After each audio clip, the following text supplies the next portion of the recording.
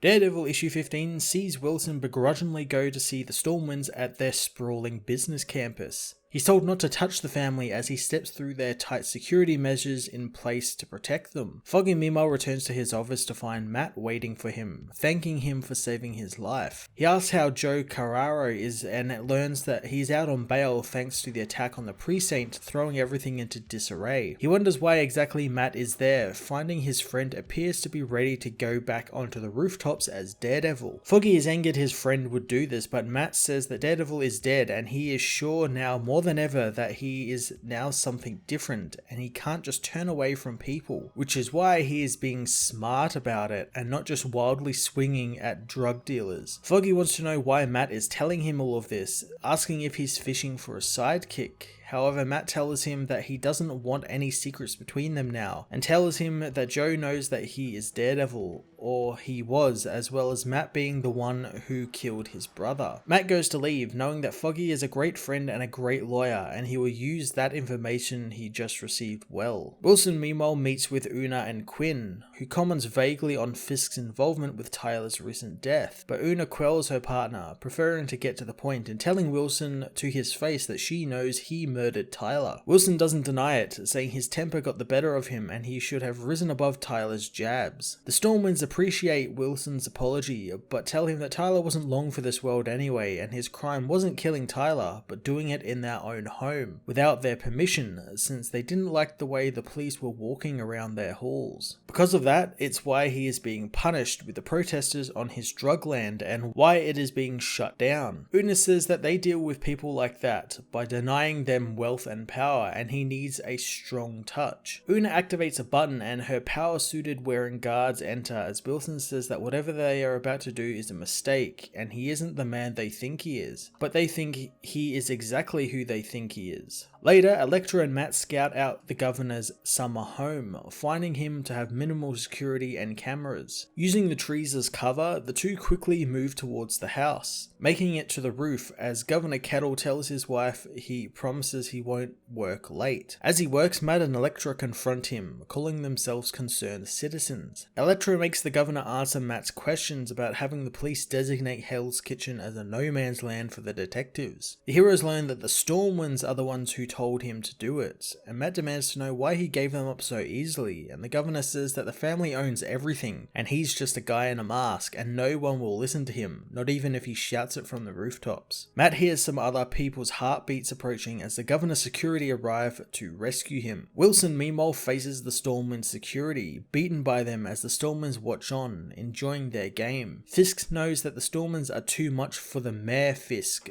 but no, for Kingpin, they aren't. Through the rush of blood and violence, he hears them call him one word that he hates the most: thug. Matt and Electra meanwhile fight their way through the governor's house, using a flash grenade to make their escape, but they soon learned that someone has called the cops, as scores of the police arrive at the estate. Fisk meanwhile is told by the Stormwynds that they know how hard it must be for him to know that he is nowhere near the top of the hierarchy. As he is dragged to the window, Una says that they like him very much, which is why they called the paramedics already. Wilson is thrown from the building as Matt and Electra speed out of the governor's house in his Corvette. Wilson is found by the EMTs as Matt smashes out the brake lights on the car, telling Electra to cut the headlights as he takes the wheel, driving them onto a dirt road and away from the cops. Matt looks to keep their escape going and leave the car, but Electra grabs him, kissing him as they move to spend the night on the hood of the car. Daredevil issue 15 continued the master storytelling of Chip Zdarsky as Matt and Wilson both move into new phases of their lives. I absolutely love the polar opposites their stories showcase, with Wilson being brought low by the Stormwynds and maybe even resorting to returning to his old life as Kingpin, while Matt finds a new life in the new ways he is doing things now, evolving into something better than Daredevil. It's fantastic, dramatic storytelling and I love every moment of it, and I can't wait to see the moment Fisk snaps and he ends up killing the Stormwynds or getting some revenge on them, since it will be glorious. I'm going to give this issue a 10 out of 10.